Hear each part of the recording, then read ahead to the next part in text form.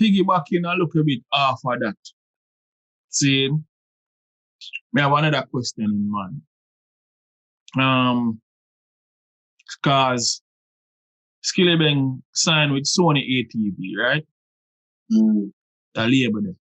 The label there where Michael Jackson have a big ownership in it. Rest in peace, legend Michael Jackson. At any rate,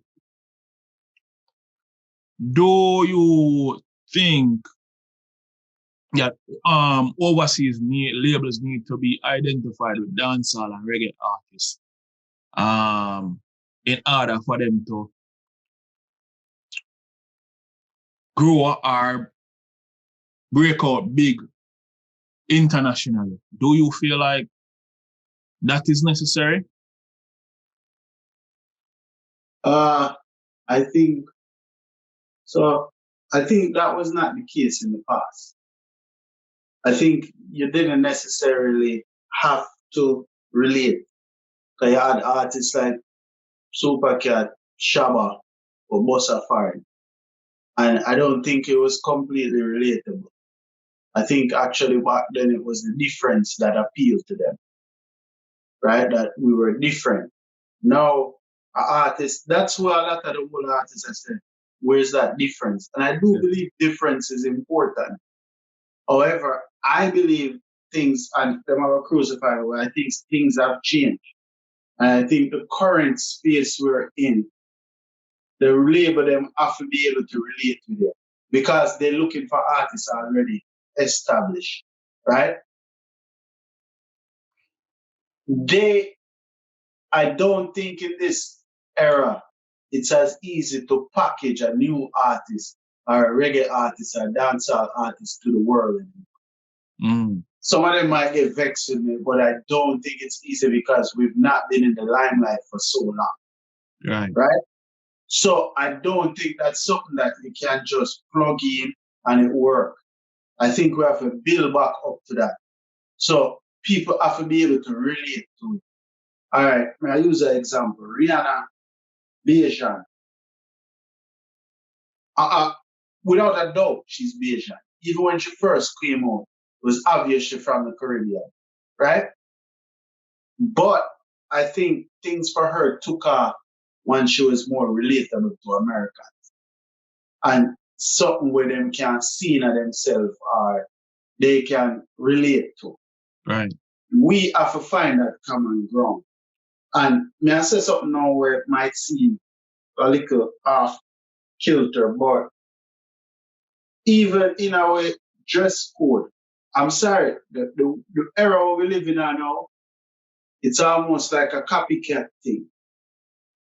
You have to have a certain image, right?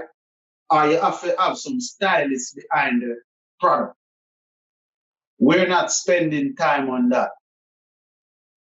We'll do some certain things and maybe don't get me wrong, because we're very stylish as a culture.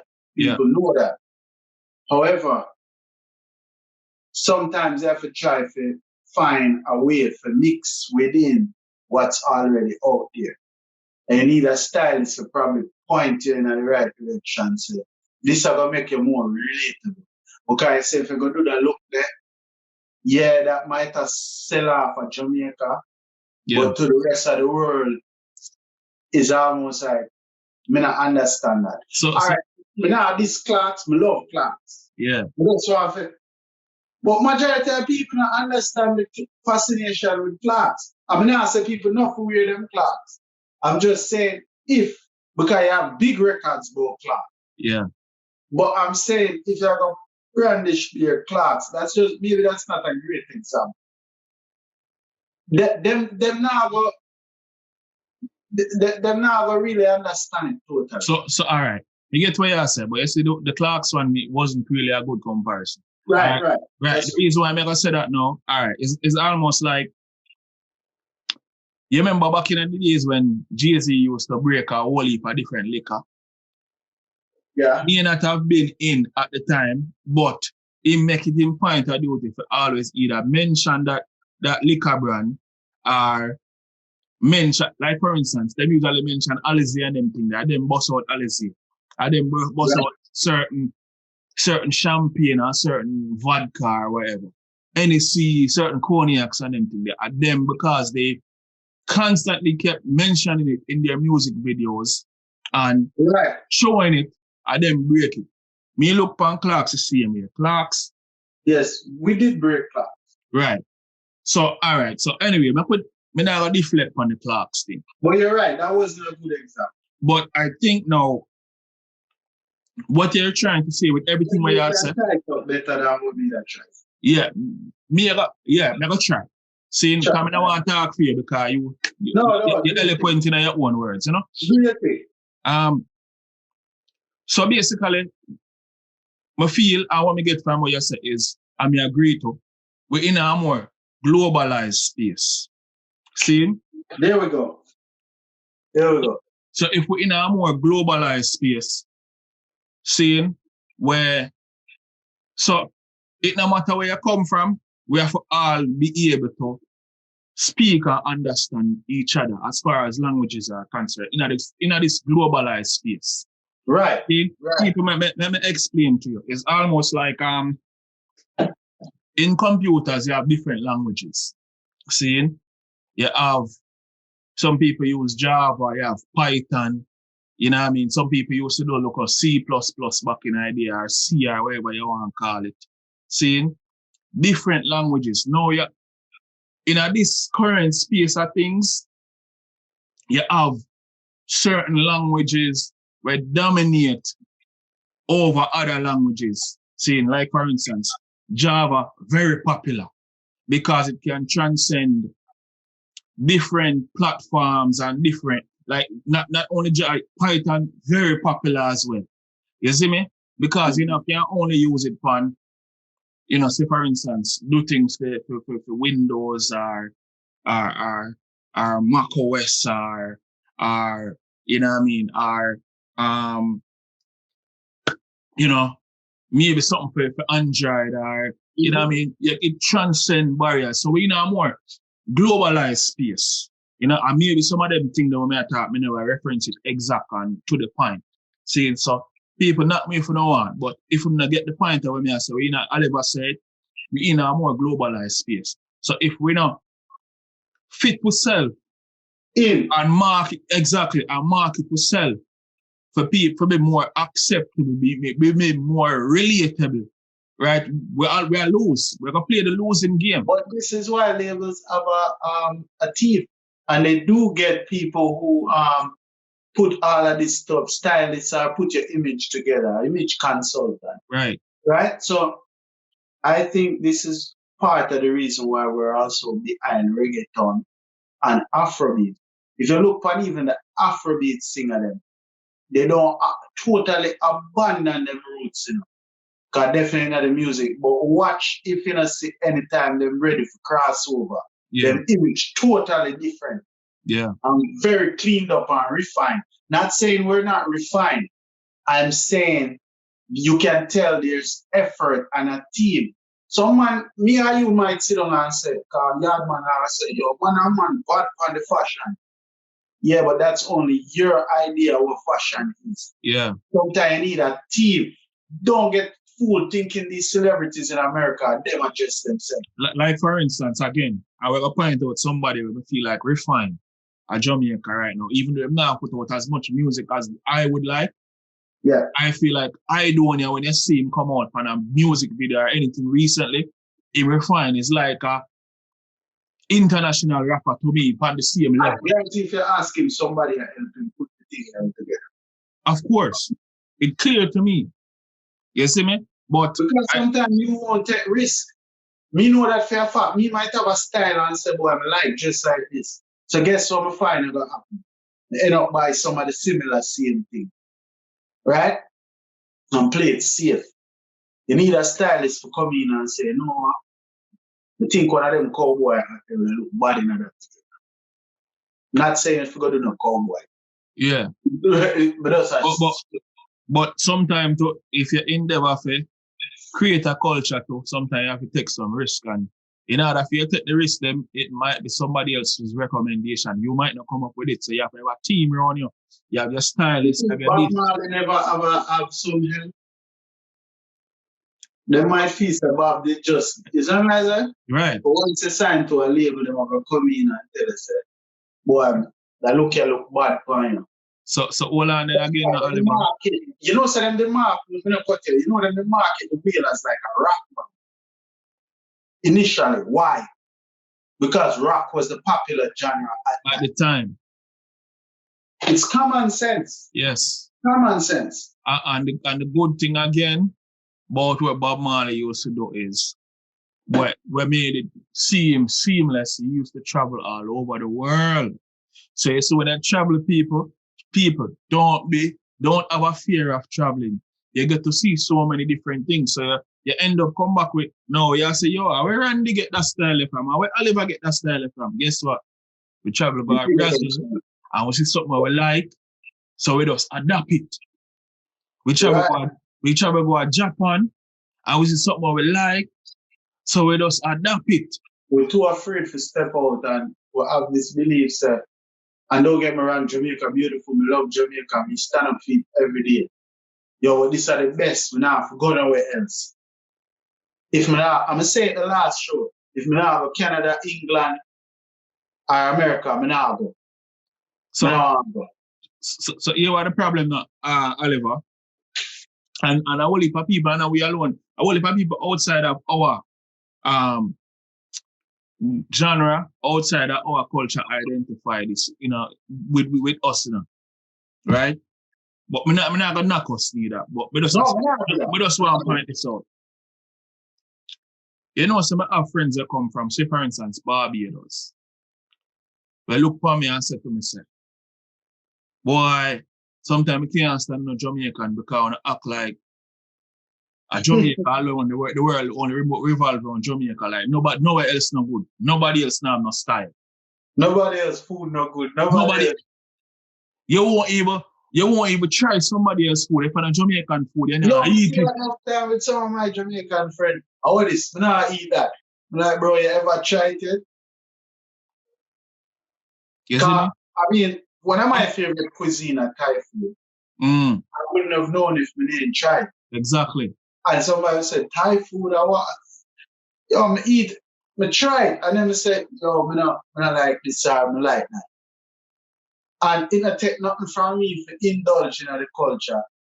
I not take nothing from Jamaica for go, I not going to eat no more oxtail again because I eat it the same way. But I mix up my thing and know, say, if I talk to some people over there and them say, do you ever have sushi? I can say, yeah, I know the whole workings with the wasabi and the soy sauce. I know for work that thing. You see what I say? You have to move and flexible. Oliver, you know, so you have someone probably like in the comments say, yo, them boy they eat venison and beer sitting and all of them. And sushi and them things. Certain exotic meat and them things. Them man they eat iguana and all type of something and them not. Because them, some people look for we and say we eat good. Right. I'm being real. Right? And say, oh, you have to eat good. Yeah. Some people say, oh, you have to eat egg. Right? So it's all about your culture, right? Right. Or eat chicken food, because I hear enough people say that. You're only eating chicken food soup? What is Yo. I mean, love chicken food too. As far as and then you see the look on them face like, yeah, eat chicken food. You eat the fish head? Why you eat the fish head? Yeah. Like, fish head good, man. Yeah, see, but so anyway. Yeah. So you said that Oliver more relatable. That's in my opinion, though, I never feel like me get to say. Go ahead. In this day and age, I don't feel like, again, because of the globalized market space, I don't feel like, and the question is again, people, they feel like we went off topic.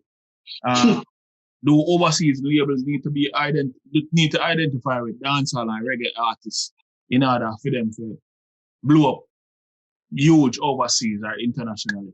See, in this day and age, I don't feel specifically they need that, but I believe the right partnerships and collaborations will bear fruits in the near future because we already see it, you know what I mean? And coming from Jamaica is a third world country, regardless. Yes, you have some rich people there, but the rich people, for the most part, do not practice reggae and dancehall. And I feel you see me? So your point said, right, so your point said the artists them come from that way, very talented in that. Yeah, they might need some financing. Mm-hmm. You see me? And the financing, if the collaboration and the partnership, right, I'm all for it. I'm not for what they call the appropriation and the exploitation. Of course, I'm not for that.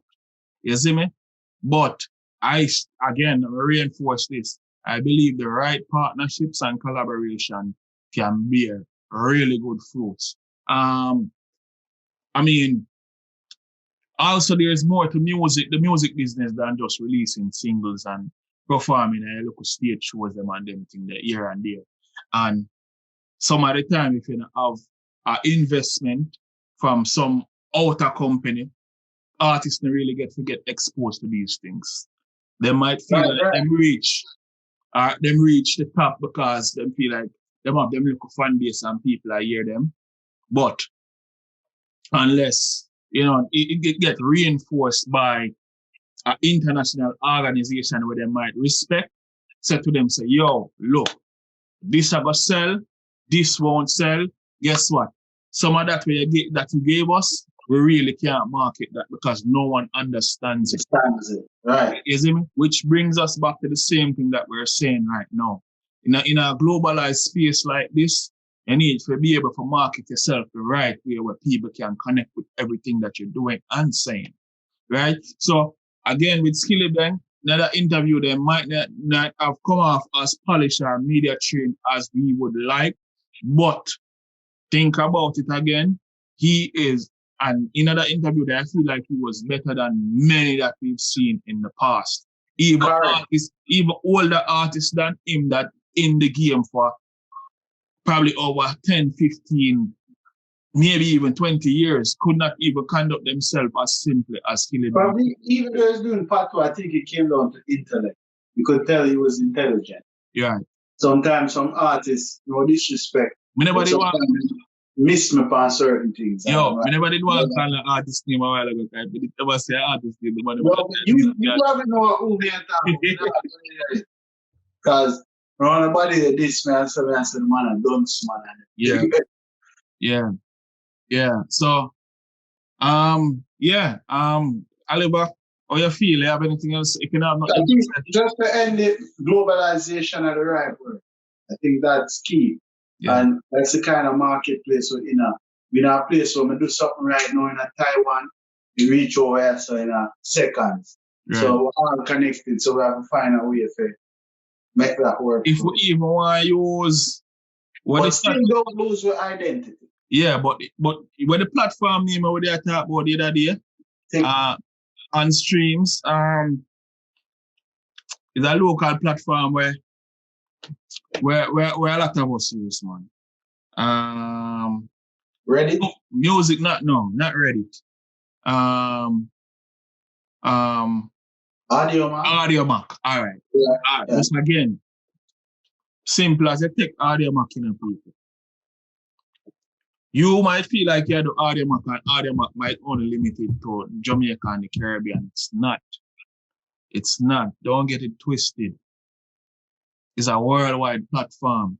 So if you're going to do music for upload to these platforms, like even Apple Music, saying, you want your thing streamed on Spotify and whatever. Look, if it's not relatable and people can understand it, you're not going to be successful. I'm not telling you to sell out. I'm not telling you to don't include some of your patois, your broken English here and there because obviously people love that. Maybe we should have a symposium with Supercat, Shabarams, Shaggy, and Sean Paul on the panel and share what it is they did that got them to that level and see if there's any commonalities there. But you know, you can't see it though. You bring up that, and I can already see it. Yeah, but I know, but I'm just saying, just as an idea, that would be a good idea to see that. Actually have people talking and having questions.